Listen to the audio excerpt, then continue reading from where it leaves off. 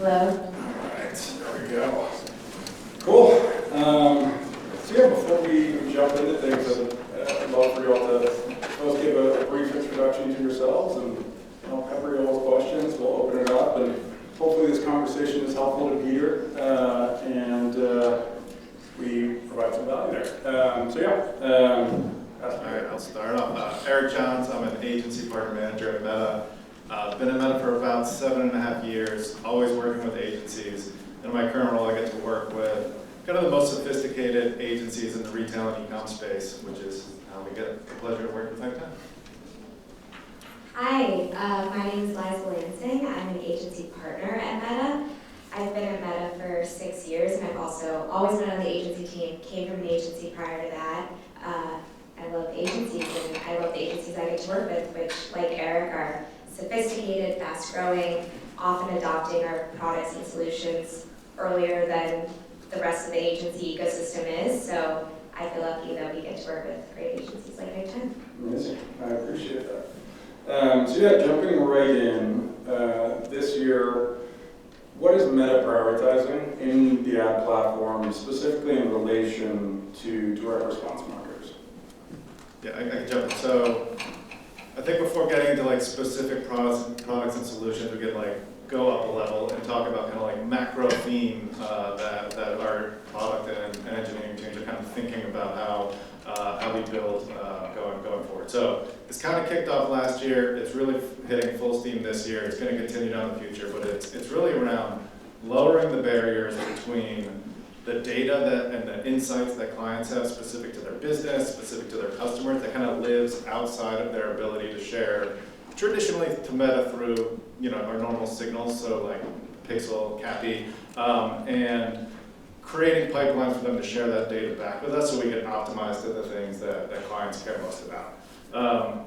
I imagine most people in this room kind of lived through our transition with iOS 14. What that did is it kind of degraded our ability to align measurement with optimization.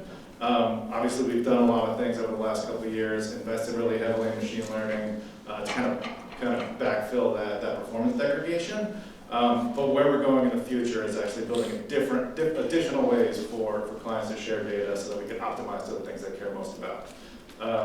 Maybe like the most direct example of that was something that we announced last year, but we're like really developing hard on it this year, is our integration with third-party attribution systems.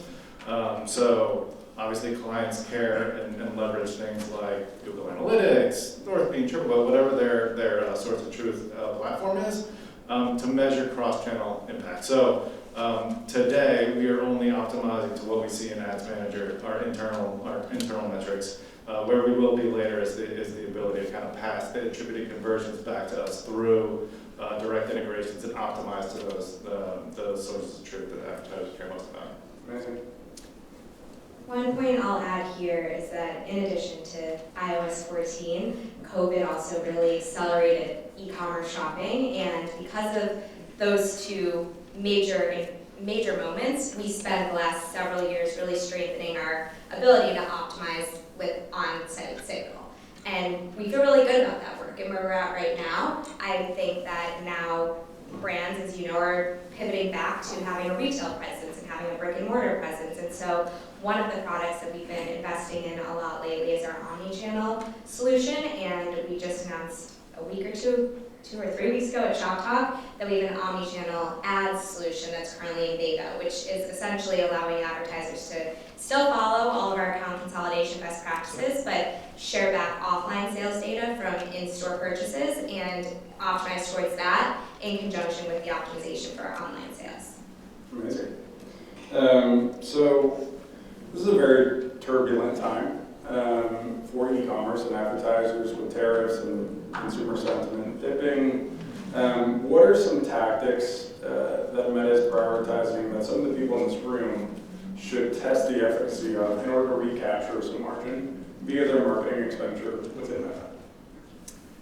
I would say even before the events of the last few weeks, probably the single most common conversation we've been having with brands and agencies has been advertisers' focus and brands' focus on profitability right now and the goal to really maximize profits. And that's great because it aligns with one of our other areas of focus and large investment priorities right now, which is our value suite of solutions.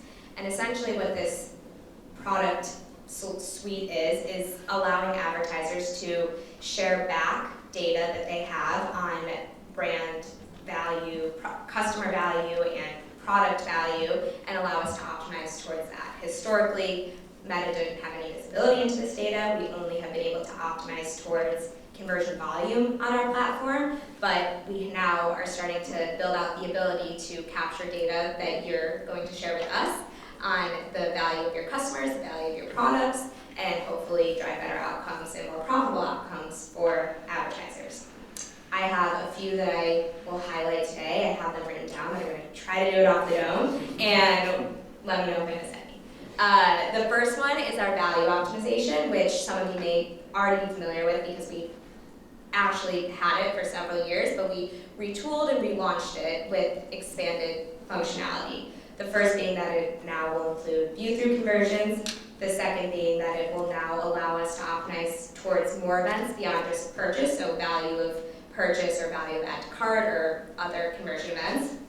And the third one, which isn't yet available but hopefully will be soon, is the ability to optimize towards profit rather than value of a conversion. But that's just another example of advertisers being able to share profit back with us and us being able to optimize towards that and serve ads towards highest profit products. The next one is our value rules, which is formerly known as bid multipliers. Some of you may be familiar with that. Value rules is kind of more like the democratization of bid multipliers because it's going to be available in the Ads Manager. What that allows you to do is express value for different audience segments and influence bids based on those audience segments while continuing to have a consolidated campaign approach. The last one in our suite of value solutions I'm going to talk about today is our PLTV optimization. And this is not available yet, we're still working on it, but our goal is for advertisers and brands to be able to pass back the predicted lifetime value of their customers and for us to be able to optimize ads towards highest value customers rather, again, than highest volume conversion or even highest value purchase, but really focused on the customer. I'll jump in. I think you nailed it. Yeah. I'll jump in with one more product that we are in the process of rolling out that I think really gears towards this, topic of turbulent times, and that is incremental attribution. So this was announced last summer, but it is officially available to 50% of advertisers as of this week, and it's going to be available to 100% of advertisers in the next 2 or 3 weeks. But what this allows advertisers to do is actually to optimize to incrementality. Obviously, that's the holy grail for advertisers. They want to make sure that the ads they're driving are actually leading to sales that wouldn't have happened otherwise. And this product kind of sits on top of the many, many years of the massive database of conversion lift studies that we have and optimizes again to incrementality in the name. And we've actually, now that we've been testing this for a while now, we've got some really good results. At this point, on average, we're seeing about 46% increase in incremental conversion when optimizing to this versus just to conversion. So definitely something, if that is what you care most about and that is the thing that you're measuring against, that we recommend you try incremental attribution. Anecdotally, we have tested incremental attribution among the majority of our brands at this point that do have it. And we actually had a funny conversation about this when we were in the Meta office, because I was like, oh yeah, we tested it, it didn't work. And Liza was like, well, what was your measurement solution on that? To which I was like, well, it was our MTA solution that we use for all of our brands. She was like, yeah, that's not the optimization event that we're seeking. It's not necessarily going to look very favorable in your MTA. You need to have the proper measurement solutions in place to actually measure the effectiveness of that particular tactic, which lends really well into our next question here. So measurement is a big topic right now. It is a high priority for many advertisers. Originally, basically, there was just an MTA solution or in platform. That was the status quo. ATT comes out. And then we have now, at the forefront, people are talking about MMM, and people are talking about incrementality testing. And the adoption into those use cases is increasing exponentially. So I want to talk to you all a little bit about how Meta is prioritizing measurement expansion this year and beyond. Yeah, I mean, this is a tricky one because there's no silver bullet, right? Like, I think what it really comes down to is advertisers need to take a holistic approach to measurement. More than ever, there's more complexity in the advertising ecosystem across channels, but also within channels. So every, like within Meta, there's new products rolling out every day, there's new solutions, different things to test. But it's really important for advertisers to have an understanding of how well each channel is driving ROI and incrementality. So MMM, a lot of the geo-based holdout solutions are doing a really good job of delivering that insight. So kind of having that base level at the channel level, and then getting into a channel, you also need to be looking at how the tactics and strategies you're taking, you're driving incrementality. So again, MMM or geo can get you there, but obviously there's some scale challenges to that. So even just leveraging platform-specific conversion list tools like that, like we had to get to incrementality. And the reason why we say this is kind of critical is if you're only looking at last click and you're only looking at your last click ROAS, you kind of run the risk of reducing overall efficiency of your campaigns, specifically in Meta. So one thing that we see, and this is a throwback to the motion conversation, is just if you're only measuring ROAS, you could just end up pounding the bottom of the funnel. You're going to then optimize away from reach campaigns or awareness campaigns or creative that's going to have messaging that's going to drive people to learn and move down the funnel. So if you're, so in general, just having a broader holistic approach is really important, or else you may find yourself doing well in the short term but not in the long term. I think on the topic of measurement and challenges, one of the biggest challenges Eric and I face is having those conversations with brands about the importance of a test and learn mindset, because measurement sometimes sucks. It sometimes doesn't look favorable. It's sometimes hard to pick what your source of truth is. It's hard to maybe sacrifice efficient performance in terms of, maybe sacrifice it for having a holdout in place or leaving a strategy that you don't think is as efficient running for longer to have a clean test. And we wouldn't recommend it if we didn't really believe in it and believe in the importance of having that test in their mindset. So I think one thing we want you all to take away from this today is to always be testing. And what that looks like practically is we recommend every advertiser runs an account level test, holdout test, at least once a half or once a quarter. The reason being, it's important to validate Meta as a channel. It's important to validate the strategies that you're running and make sure that they are incremental for your brand.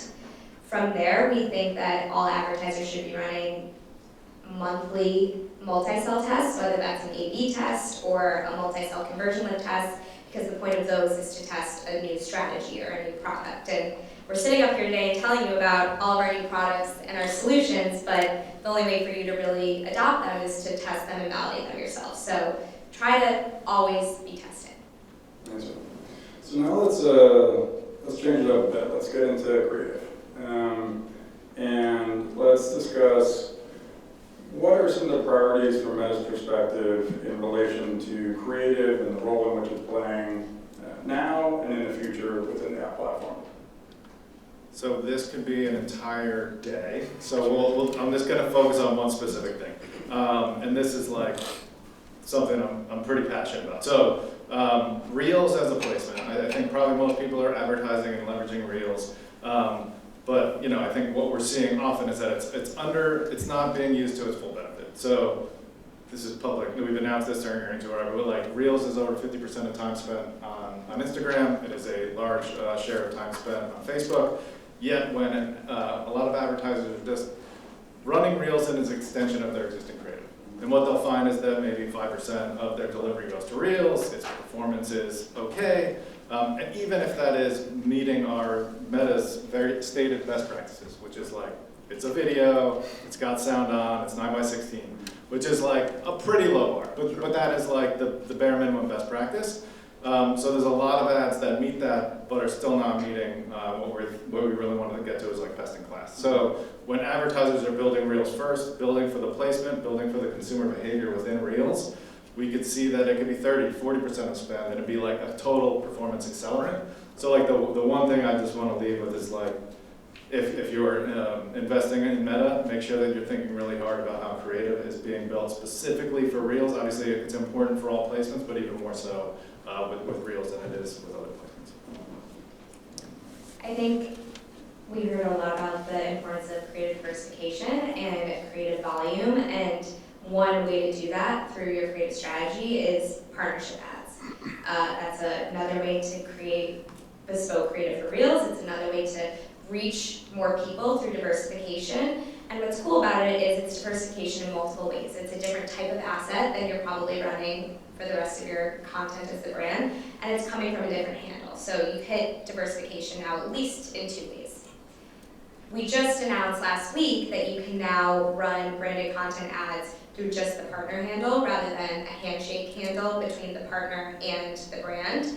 Historically, to do that, you would have had to do like OG whitelisting, where you had to get business manager access to the creator's handle, and it was messy, and there are a host of reasons why you don't want to do that. So now we're excited that you can run partnership ads just from a creator handle, brand plus creator handle, and that's just another way to further diversify your assets and have higher volume of ads that you're running in the account. Max, I know you're doing some pretty cool things with creator work yourself. Sorry, one more thing I want to add though before I let you plug what you're doing. We're now recommending that spend for partnership ads should be minimum of 5% for an advertiser. So I think it should be higher, and if it's working for you, keep scaling that. But I think a lot of brands are really stop and start with their creator content and try to get in the mindset of it being an always-on strategy.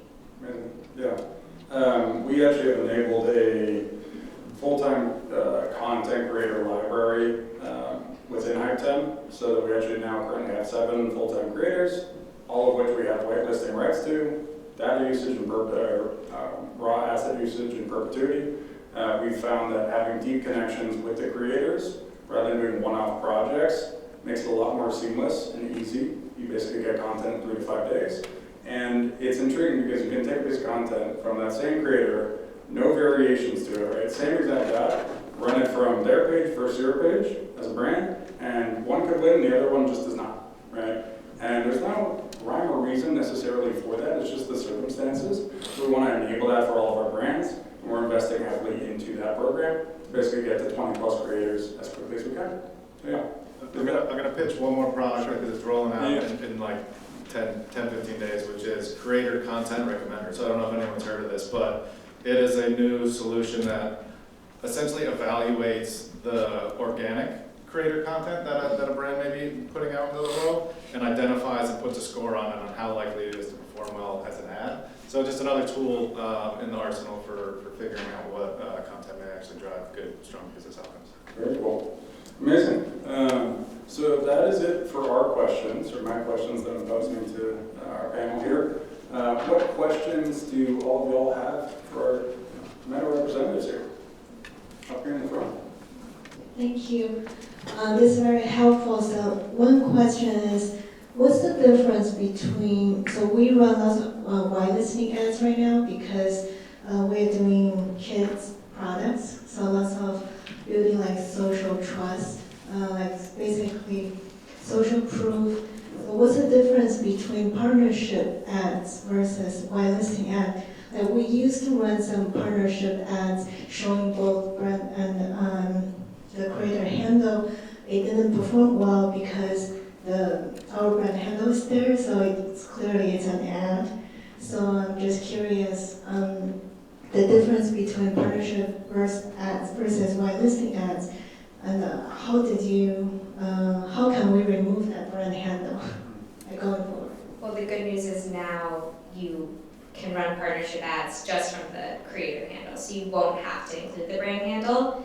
The difference is really just how you're accessing the agreement, and how you have done it historically is by giving the creator access, or having the creator give you your business access to their page and to their, maybe if they have a business manager or their Instagram account.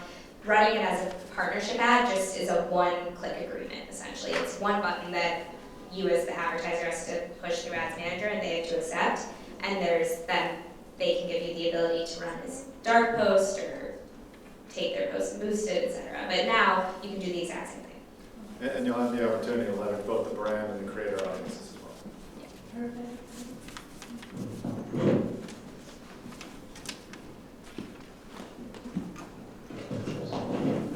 You mentioned the uploading retail data into Meta so that we can use that data for ads. I guess just interested in what that data would look like, where you guys are thinking of like how we would extract and upload it, and maybe some more details on when that's supposed to roll out. Find that interesting? It is in beta right now. It is in the process of rolling out, so I don't know the exact dates, but I would imagine in the coming months that'll be available to everybody. Ultimately, it comes from the advertiser's point of sale system. So there's a few different third-party partners that could help with that, or you could set up a pipeline directly from POS to CAPI. So it's going to run through our conversions APIs. It's the mechanism that it gets passed back to us. To tap into that a little bit, is it a purchase objective that you can optimize for? Or is it just the data is going to flow through so you can measure it? So there's two parts. So you can already upload offline sales data and optimize to that. But the update is actually that you'll be able to optimize to both in a single campaign and a single objective. So, but yes, it's optimizing to a sales outcome. Sorry if it's a dumb question. Is it like so?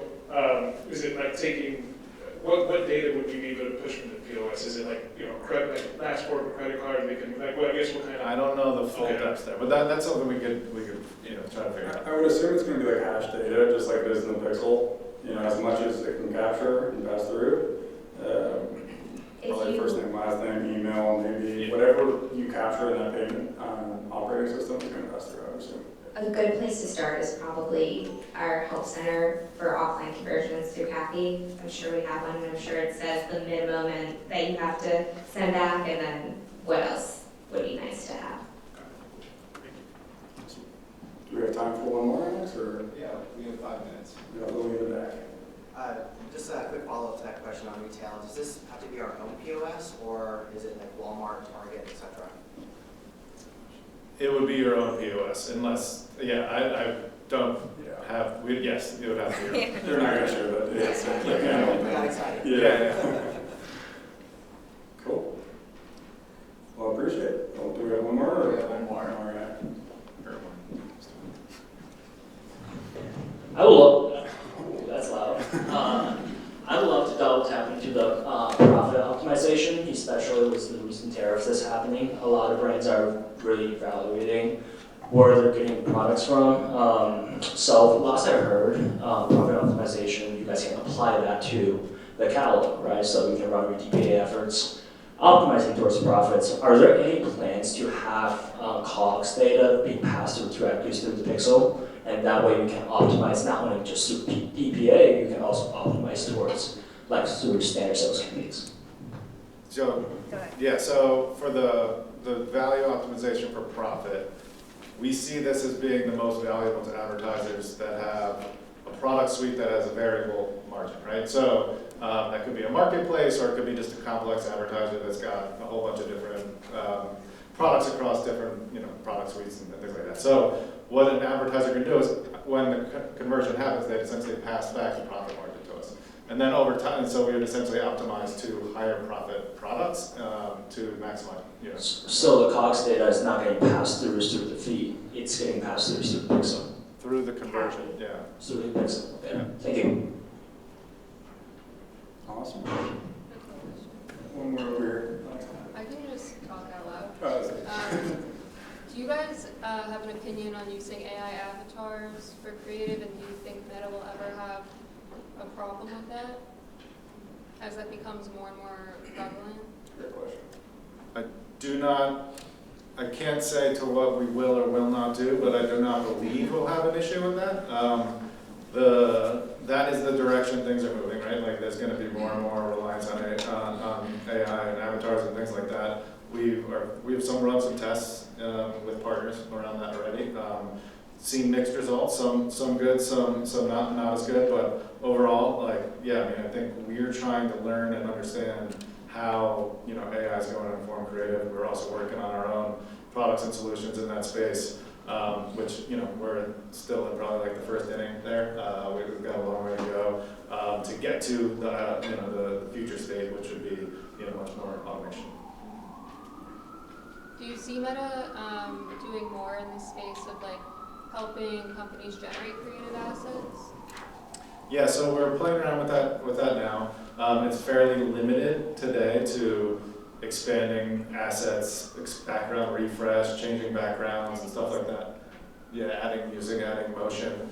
But yeah, the longer term intention would be having, you know, a full suite of solutions.